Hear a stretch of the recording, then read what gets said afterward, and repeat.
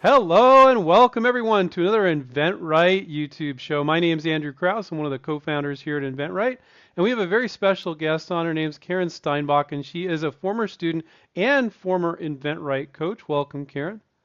Hey, thanks so much for having me. It's fun to be here with you guys. And along with her, we have her former coach and our current head coach, Terry O'Mara, who was actually her coach back in the day, like 7, 8 years ago.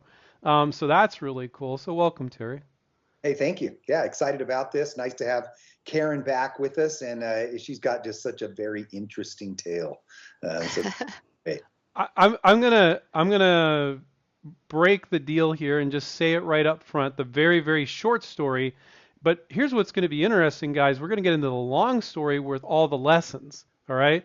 And so when I tell you what I'm going to tell you right now, you're gonna think it's something different than it really is. So Karen worked on a product about 7 years ago. Yeah, 7 years ago. And she did a great job. She had a great video. We'll show you guys that in a minute here. She went to a trade show even, which you don't need to do, but she did, and got a lot of cards and stuff. And she hit on all cylinders. She reached out to a lot of companies, and she didn't license it. But guess what? The product's on the market now, and it's selling really well, but it's not Karen's. Uh-huh. All right. So now what you're thinking is, oh, she got ripped off, and she's gonna tell you that she didn't. But before we get into that, let's go ahead and look at her video real quick. It's a 1 minute video. You're gonna see, wow, this is a cool level-headed product. So let's take a look at that. Here we go, James. Is your laundry space plagued by messes like this? Are you still putting trash in that space-wasting trash can or maybe in an old plastic bag hanging on the wall? Allow us to introduce you to Lint Bin. Lint Bin magnets to your washer or dryer and serves as a convenient space-saving receptacle for used dryer sheets, lint, and other laundry room trash. When full, simply pull Lint Bin away from the machine, remove the lid, and dispose of or repurpose the contents. With no mounting hardware required, it is easy to attach Lint Bin to a variety of locations, for example, the dryer door, or to another metal-containing surface. Lint Bin provides an ideal solution for hallway laundry closets, stackable units, and even small rooms with tight spaces. Say goodbye to your messy laundry space and hello to the clean, compact convenience of Lint Bin. All right, we're back. Karen, that's a really cool product. I'd be really proud of that, and I'd be proud of the video you did too. Hey, thanks. Appreciate it. Yeah, it was super fun. Okay, so you worked on this 7 years ago. You didn't license it. You moved on, and now you saw it hit the market. So what happened?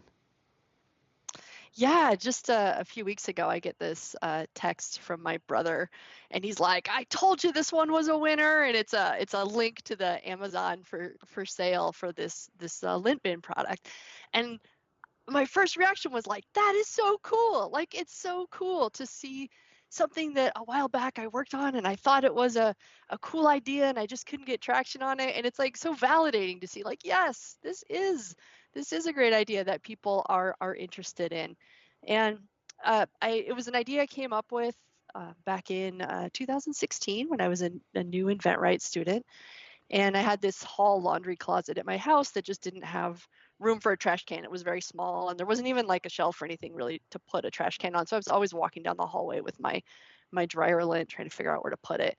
And my brother did some work in magnets at the time. And so we were joking around and we were thinking a lot about magnets. And I was like, oh, it'd be so cool if we could take a product and just like create a little magnetic thing to stick to my washer or dryer in my limited space that I could use kind of as a trash can.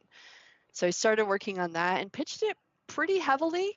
And then I took a pause. I pitched it for about 5 months, started working on my second product, which I got into a licensing discussion with. So I paused on the Lint Bin for a bit and then came back to it, pitched it again for a long time, for another 6 or 7 or 8 months, and just Hmm. couldn't get traction. And eventually I got into lots of people, I got lots of no's, I got some feedback and just couldn't make traction on it. And so I ended up kind of setting it aside and just moving on to other things. Now, the product, it's essentially more or less the same product. It's now selling on Amazon, and it's getting a lot of great reviews.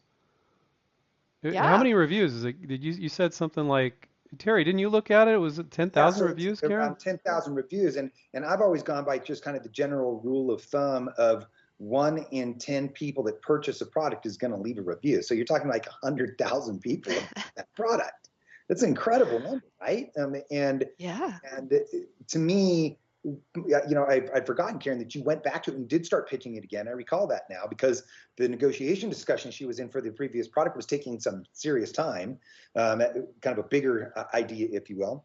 And so I thought, God, it's such a perfect product.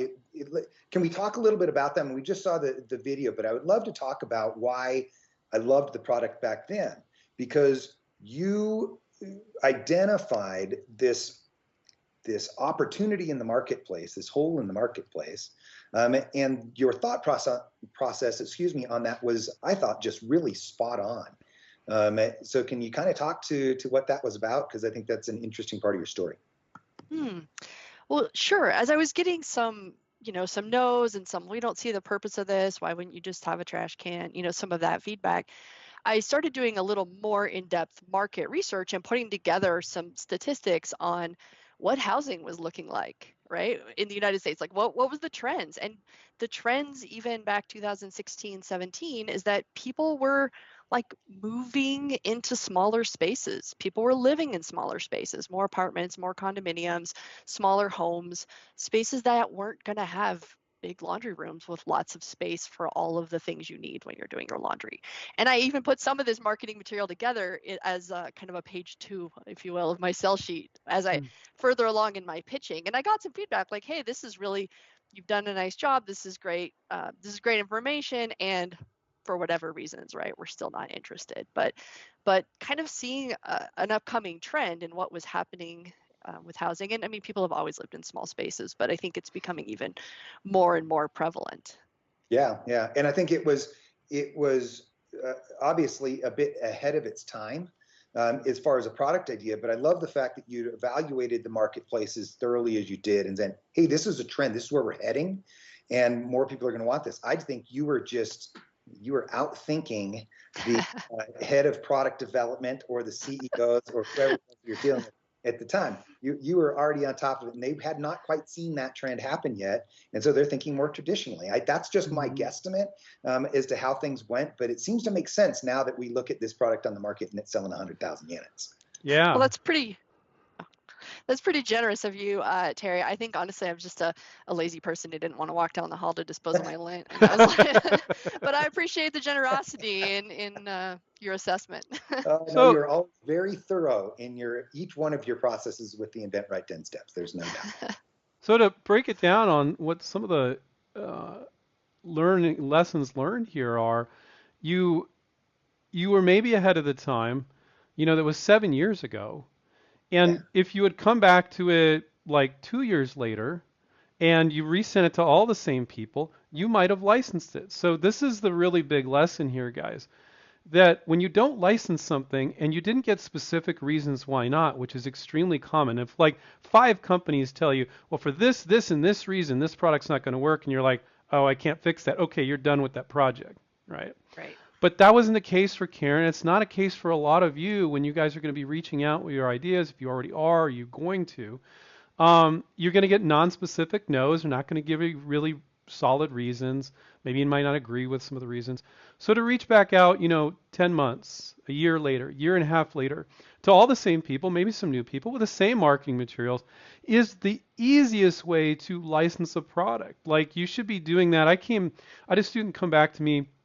Well, it was last year because it's January of 2024, right? So it was last year. It sounds so long ago.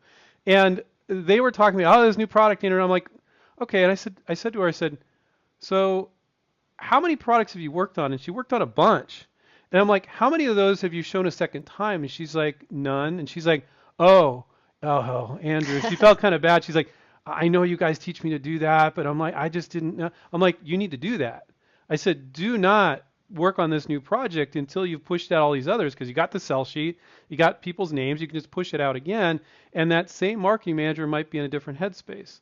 So I think that one of the biggest lessons for me here with this is that Karen could have reached out a year later, 2 years later, and done it again. And then they were like, yeah, apartments are getting crowded. I started to believe it because I think she was ahead of the curve. Now you got this product that's got 10,000 reviews on Amazon, which Terry, I buy tons of stuff on Amazon. I don't even think 1 in 10 people write reviews. So God knows how much it's selling, a lot. But when Karen emailed us to share it, she's like, oh, this is cool. And I think most of you would be like, this sucks. They stole my idea. But nobody. So did No. anybody steal your idea, Karen? No, absolutely not. There's an author, Elizabeth Gilbert. She has a book called Big Magic. And one of the things she talks about in this book is that like ideas and inspiration, they're kind of out there floating in the world, and they're looking for a human to collaborate with. And sometimes when we're lucky, they choose us and we get the opportunity to kind of move forward with an idea and to try something out. But if we don't bring it to life, they choose somebody else, right? They say, oh, well, okay, I guess this isn't going to work out. I'm going to go find another person to collaborate with.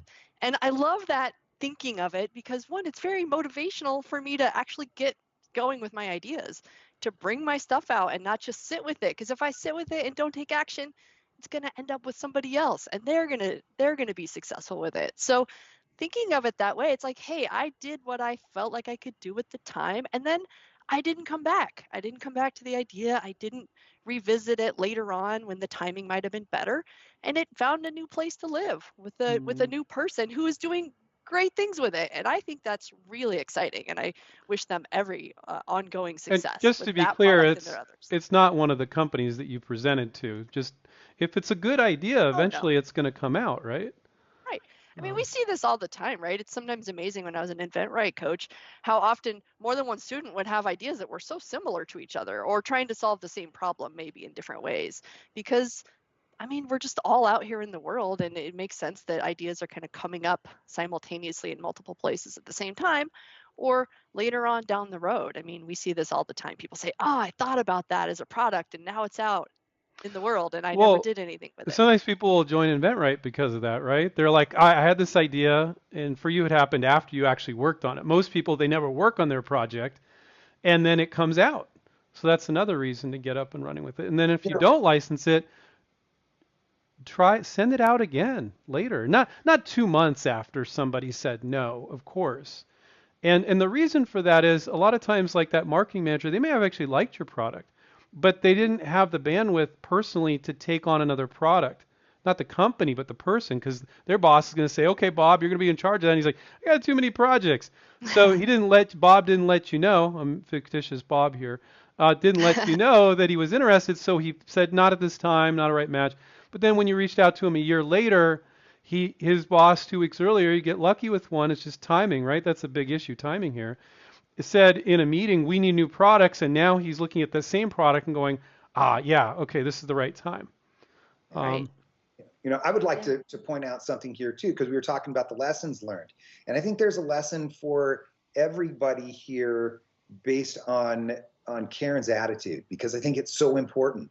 And I genuinely feel as though if you were to have had this experience and came at it from a negative place, you're upset, you're angry about the fact that you didn't get the licensing deal, somebody else is out there selling 100,000 units. If you're coming from that place, it's going to kind of taint your experience with licensing and your enthusiasm for moving forward with other projects too. And my fear is that people will end up with 5 no's, and they'll be giving up. They'll be like, oh, they're just saying no again. It's another one of those situations. And then they don't want to continue to pursue projects. And I love Karen's attitude. It's, hey, this is awesome. It's validated. My idea was spot on. The timing wasn't terrific, or the CEOs weren't sharp enough to be ahead of the curve like I was, which is, I like to give Karen that credit. And yet I just genuinely feel like the attitude makes a big difference, and it'll make a big difference in her ability to do other projects going forward. Thanks, Terry. I agree with you on the the mindset part of it, right? And the attitude part of it. And I also would like to acknowledge that I'm probably not the first person that came up with that idea. I just happened to have it and pitch it, but probably dozens of other people have come up or created something in their own homes or rigged something up that was similar, right? So Like, did they call it lint bin? Because your I name is lint bin and this product's name is lint bin. It's the exact same name.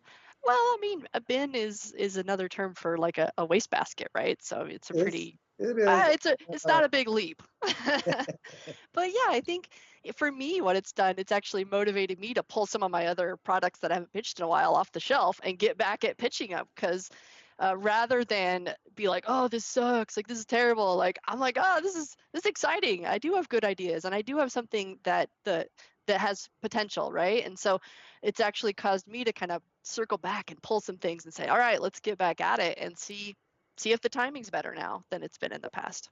Yeah.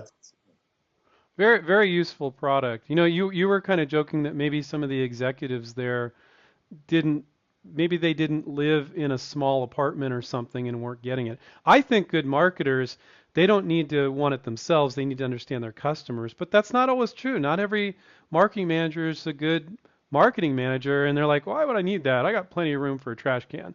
But there's tons of people that just don't, Yeah. And it's very useful. My wife and I were talking like months ago, it wasn't that long ago, about the lint situation. Like, we didn't have a garbage can there. Now we have a big laundry room. So, but my wife doesn't like lint. She doesn't want it sitting in a bin. She wants to put it away, and that's her. There's tons of people with small apartments that could really, really use this. And like you said, out of laziness, you didn't want to travel down the hallway to put just to get this lint and then put it in there. Just put it in, let it build up, and then you can like build a fire with it or something. I hear lint is a good fire starter if you're camping. Yeah, which is good and bad, right? Yeah. Yes. Well, it's in a nice, safe container. Are there any other lessons, guys? Because I think a lot of people, when they see the title for this thing and they're like, oh, I got to listen to this because she got ripped off. She totally didn't get ripped off. It wasn't one of the companies she presented to. But she didn't resend it out, and now it's motivating her, which I'm sure you've guided your students to do that when you were a coach, Karen, to like, hey, that's a good, like, why don't you reach out again there? But, yeah. So I think. As far as one more thing I just point out as far as the lesson is that sometimes you can do everything right, and it still doesn't work out. Right. It doesn't mean that you had a bad idea. It doesn't mean that you didn't put the effort in and really make the concerted effort. It just didn't work out. And okay, on to the next one. That's one of the blessings of being a creative person, right? Is that we have lots of ideas, and we're constantly going to be coming up with new solutions. And it's funny because it's funny to me, Karen, because I have thought about the lint bin numerous times since that happened, because I get chastised for taking the lint out and setting it on top of the dryer and not taking it down the hall. By who, Terry? I have no idea who would give you a hard time about that. Yes. My lovely partner Sherry is not a big fan of my doing that. But my wife would freak out if I did that. Oh my God. On the side. I haven't done it. So now here we are. But well, buy one. It's a great product. I think everyone should buy one. Support the people who brought it to life. Well, and you're helping people's marriages, Karen, because now they're arguing over lint on the top of the dryer. One of my friends told me that. She said this would make my marriage better if we had one of these. So back when I created it. But Terry, thank you for bringing that up. You can do everything right, and it's not necessarily about your product. It's about timing. And so, but the big lesson here, guys, is just most of you watching, you've never reached out to 20 or 30 companies, or even 10, or some of you not any at all, let alone done it, and then not been able to do a licensing deal, and then resending it out 10, 12, 16 months later, again to those same people. So we're helping you think ahead. For those of you that are in the game, it's something that every inventor should be doing, but almost no inventor is. And, I started telling our students that couldn't get over not licensing their first project, like, just put it on the shelf and go back to it. And this is like eons ago. This is like 12, 15 years ago. And my motivation was to get them off that project. But guess what? They started actually doing it, and they started licensing the products then. And then I'm like, okay, now this is part of our approach. So there was a time at which we weren't teaching it. And most of it, well, I tried it, I showed it to a bunch, but you didn't show it to the right person at the right time for everybody. They were in a certain place, and the company was in a certain place. So that's the biggest takeaway here, guys. And what's really great is you already did all the hard work. You just most of a lot of their emails are still going to be the same. Yeah, some people might have left the company 2 years later, or a year later, whatever. But man, that's like pretty freaking easy. You can just email it to them again. Absolutely. Yeah, circling back.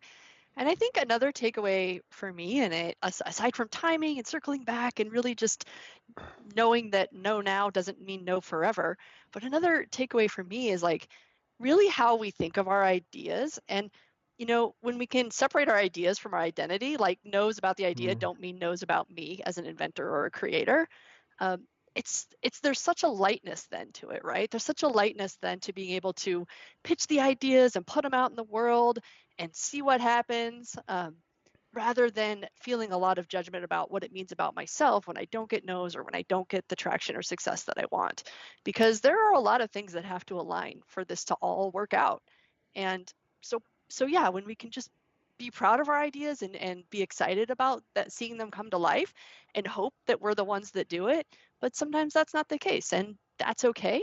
And yeah, just like really still being able to have lightness and have fun with this process. Terry, I really like that lightness, because when Karen sent that email to you, until I paid attention to it later, I thought she had licensed the product because I was busy doing a lot of stuff. I glanced at the email because it was so positive. And she was light about it. And then later I went back and looked at it. I'm like, oh, she didn't license the product. But she when she sent that email to you and me and Steven, it was very light. It was so light that I thought it was her that licensed the product, but she didn't. Somebody else that came out with the product. So yeah, you're just an absolute pro, Karen, that's your attitude. It's amazing. That's attitude. And you mentioned the muse, the idea of big magic, that book you were talking about. And so maybe it's the muse's fault. They brought you a bad product, or it's time. I don't know. Bad timing. But I like the idea of wear it loosely, and wear it loosely. It didn't work out. No big deal. It's not an affront to me. It's not a personal attack that my ideas aren't good. And if you can do that, you're definitely going to end up in a much better place, and you're going to pitch a lot more ideas. I think you're going to create much better relationships with those companies that you're reaching out to too. They're going to feel that, right? That you have that kind of lighthearted attitude, and it's all about, hey, I want to help. I want to bring you ideas that are going to make a difference. And if you can do that, you're going to make more friends, and you're going to get more deals in the end. And if you want to operate out of a little bit of fear and have a sense of urgency, worry a little bit about that. Hey, if I don't try to license this and show it to companies, somebody else will come out with it. It took 7 years to happen to Karen, but it was a good idea. It was going to come out eventually, and now it's selling like hotcakes. Yeah. So if that motivates you on the front end to go, hey, if I don't do this, somebody else will come out with it. That's okay. A little bit of that's okay. Not too much of it, but I think that's a better fear to have than the fear that someone's going to steal my idea, right? That's so unlikely compared to like the fear that if I don't bring it forward, it's going to find a home with someone else, and someone else is going to have the success that I would like to have. Because we've seen this before, guys. We'll see ideas, and we'll see a lot of inventors come up with somewhat similar stuff, right? And so to think that you're the only person genius enough to come up with new ideas, if it is a good idea, somebody else may have had that same good idea, and it's only a matter of time before it comes out. In Karen's case, it was 7 years, it's a really long time. And then don't get upset about it if you didn't do anything. You got to jump on and do something. Watch more of our videos on this channel to learn how to do licensing, and go to inventRight.com if you guys want some help. Karen, thank you so much. Very, very big of you to come on and share your personal story. Love to have you come on and share some more too. Maybe you're reaching out to some of these old products that you worked on, you didn't license, and then you license it or something. Let's manifest that. Let's make that happen. Terry, thank you for being Karen's coach way back in the day. Yes, And Terry. for It was coming my on. honor, truly. Truly, it was my honor. All right, everybody, I fun. want to remind you to take care and keep inventing, and we'll catch up with you guys next time. See ya.